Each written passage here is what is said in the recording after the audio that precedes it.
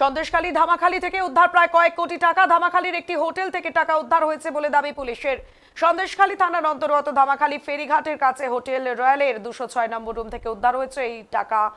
ডিমের কার্টুনের ভেতরে বিপুল পরিমাণ টাকা মজুত করে রাখা ছিল। উদ্ধার হওয়া অধিকাংশ টাকায় 500 টাকার নোট, নোটের মধ্যে অধিকাংশ টাকা ছিল। ঘটনায় পুলিশ দুজনকে গ্রেপ্তার করেছে। একজনের নাম দেবব্রত চক্রবর্তী, তার বাড়ি দক্ষিণ চব্বিশ পরগনার মহেশতলা এলাকায়। অপরজনের নাম সিরাজ উদ্দিন মোল্লা, তার বাড়ি জীবনতলা থানার অন্তর্গত মোটরদিঘি এলাকায়। সন্দেশখালীর বিভিন্ন এলাকায় এখনো পর্যন্ত এমন টাকা মজুদ আছে বলে অনুমান পুলিশের। সকাল থেকে বিভিন্ন জায়গায় তল্লাশি চালাচ্ছে পুলিশ। টাকার অঙ্ক আরো বাড়তে পারে বলেই দাবি পুলিশের। হোটেলটি একসময় শেখ শাহজাহান ও শিবু হাজরার ছিল। বর্তমানে হোটেলটি এখন শেখ শাহজাহানের ঘনিষ্ঠ বাপ্পাদিত্য মণ্ডলের। এখন টাকা গোনার কাজ চলছে।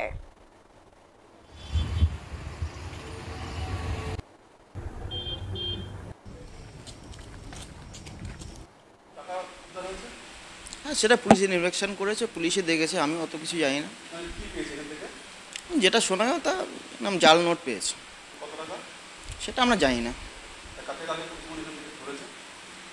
দুজন গেস্ট এসেছিলেন, তারা রুম নিয়েছিলেন, তাদের ডকুমেন্টস সহ দিয়ে তারা নিয়ে রুম নিয়েছিলেন। ডকুমেন্টস শো করে তা আমরা রুম দিয়েছিলাম। তারপরে পুলিশ এসে নিজেই ইনভেস্টিগেশন করে ওদেরকে নিয়ে গেছে। সেটা আমি জানি না, ওগুলো আমি দেখিনি।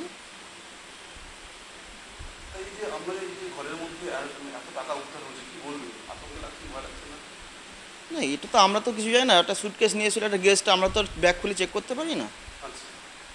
এখন ব্যাগের মধ্যে ওরা যেহেতু পেয়েছে, আমরা তো ওটা জানি না। আমরা যেহেতু ডকুমেন্টস আমাদের যেটা রুলস আছে, রুলসে করে আমরা রুমটা দিয়েছি। যেটা আমরা শোনা কথা, সেটা জাল নোটই পেয়েছে।